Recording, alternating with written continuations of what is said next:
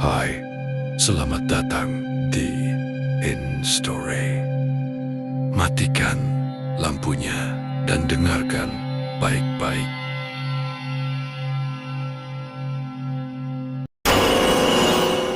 Photographer Prewedding Part terakhir.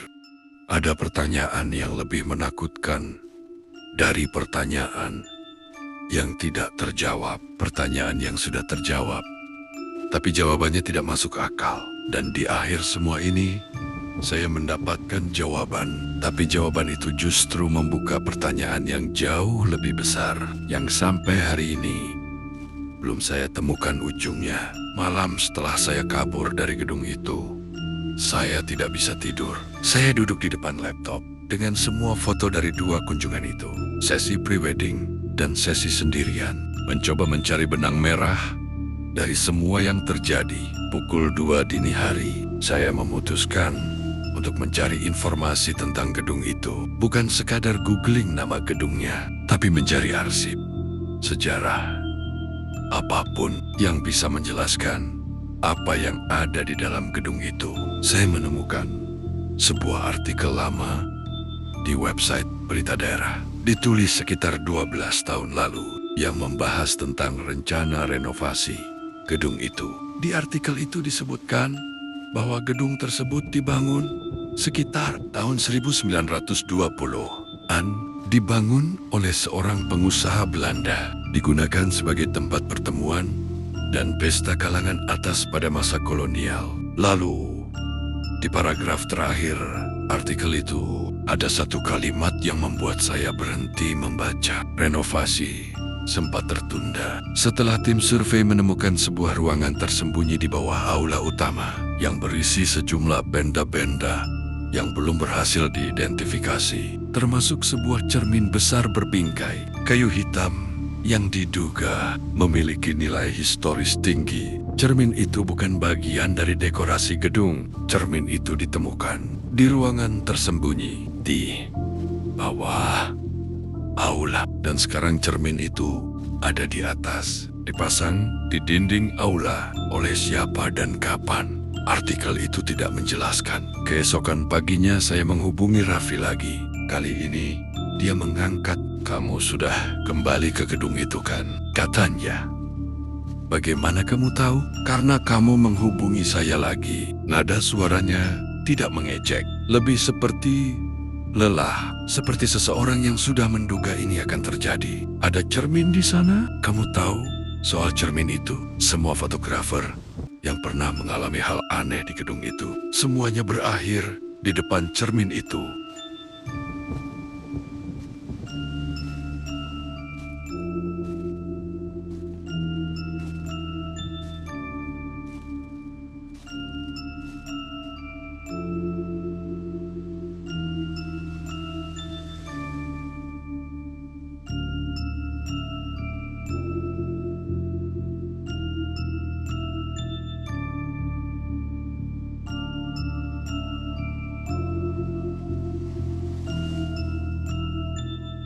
Raffi akhirnya setuju bertemu langsung. Kami bertemu di sebuah kafe 2 hari kemudian. Dia datang membawa sebuah map tebal berisi kumpulan foto-foto yang dia cetak. Semuanya foto dari berbagai fotografer berbeda, berbagai tahun, di berbagai sesi pemotretan. Tapi semuanya diambil di gedung yang sama. Dan semuanya menampilkan anomali yang sama. Wajah di foto yang berubah, siluet yang tidak ada saat pemotretan, refleksi di cermin yang menampilkan hal yang berbeda dari kenyataan. Sudah berapa lama kamu kumpulkan ini? Tanya saya. 8 tahun. Jawab Raffi. Sejak saya sendiri pernah motret di sana. Kamu juga mengalami hal yang sama? Raffi tidak langsung menjawab. Dia membuka map itu dan mengeluarkan satu foto lebih tua dari yang lain. Warnanya sudah agak pudar. Foto itu menampilkan aula yang sama, dengan cermin yang sama di sudut kanan. Dan di dalam refleksi cermin itu, berdiri seseorang yang menghadap keluar cermin. Wajahnya jelas, seorang pria, usia sekitar 30-an. Ekspresi netral, tidak tersenyum, tidak takut, hanya menatap keluar cermin. Dengan tatapan yang sulit saya baca. Siapa ini? Tanya. Saya. Raffi menatap saya dengan ekspresi yang tidak bisa saya baca. Saya. Jawabnya, 8 tahun lalu. Saya menatap foto itu lagi. Lalu menatap Raffi yang duduk di depan saya. Wajah pria di foto itu memang mirip Raffi, tapi lebih muda. Jauh lebih muda dari Raffi yang saya kenal sekarang. Kamu bilang foto ini 8 tahun lalu? Ja, tapi pria di foto ini terlihat seperti kamu yang sekarang. Bukan kamu 8 tahun lalu. Raffi, diam. Raffi, saya tahu. Katanya pelan. Itulah yang membuat saya tidak pernah kembali ke gedung itu. Dan tidak pernah bisa berhenti memikirkannya. Raffi menjelaskan teorinya yang dia kembangkan selama 8 tahun. Mengumpulkan semua bukti itu. Cermin itu bukan sekadar cermin. Cermin itu merekam seperti kamera. Tapi bukan merekam gambar. Merekam sesuatu yang lain. Sesuatu yang tidak ada namanya dalam bahasa yang kita punya. Setiap orang yang berdiri di depan cermin itu meninggalkan sesuatu di dalamnya. Kata Raffi, bukan bayangan, bukan foto. Sesuatu yang lebih dari itu. Dan yang ada di dalam cermin itu bisa keluar. Tanya. Saya tidak keluar, tapi bisa mempengaruhi. Itulah kenapa wajah di foto berubah. Sesuatu yang ada di dalam cermin itu memproyeksikan dirinya ke dalam foto, mencoba berkomunikasi. Berkomunikasi apa? Saya tidak tahu. 8 tahun.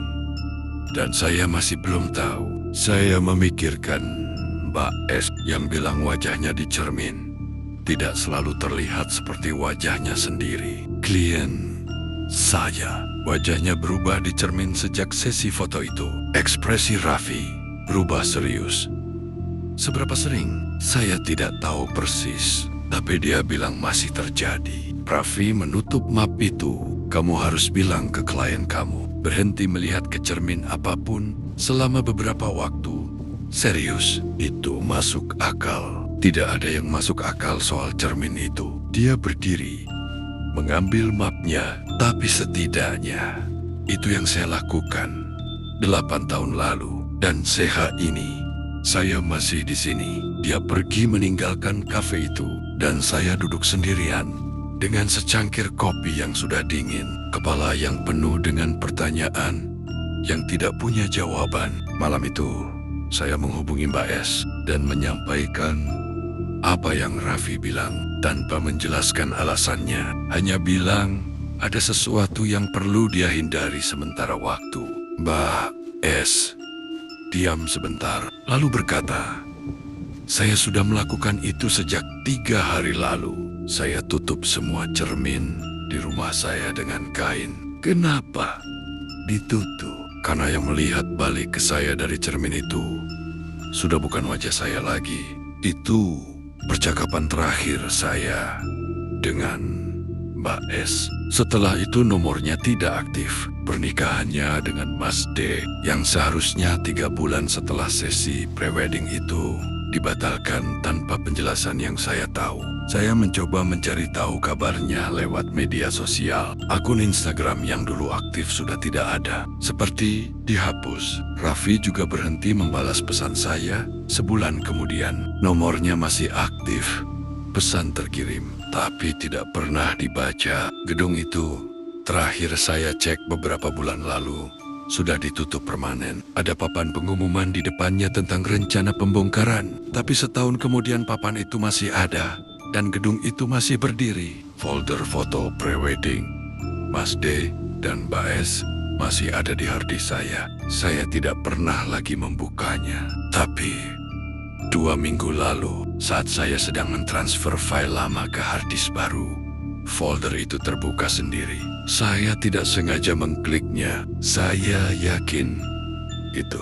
Dan foto yang tampil pertama kali bukan foto dari sesi prewedding itu. Foto itu menampilkan aula kosong, tanpa Mas D, tanpa Mbak S, tanpa siapapun. Hanya cermin itu Di sudut kanan dan di dalam refleksi cermin itu berdiri seseorang yang saya kenal. Saya sendiri, tapi bukan saya yang sekarang. Versi saya yang ada di dalam cermin itu terlihat lebih tua, jauh lebih tua, dengan ekspresi yang sama dengan pria di foto Raffi 8 tahun lalu. Netral, kosong, menatap keluar dari cermin. Saya tidak tahu foto itu diambil kapan. Saya tidak tahu siapa yang mengambilnya. Yang saya tahu, file foto itu menunjukkan tanggal pengambilan yang tidak mungkin. 2 minggu dari sekarang. Sampai hari ini saya belum menemukan penjelasan untuk foto itu. Dan saya tidak yakin saya mau menemukannya. Cermin itu masih ada di gedung itu. Mungkin masih merekam, mungkin masih menunggu. Tapi menunggu apa? Saya tidak tahu dan mungkin memang tidak perlu tahu. Tunggu cerita selanjutnya. Subscribe dan nyalakan notifikasi agar kamu tidak ketinggalan. Sampai jumpa lagi.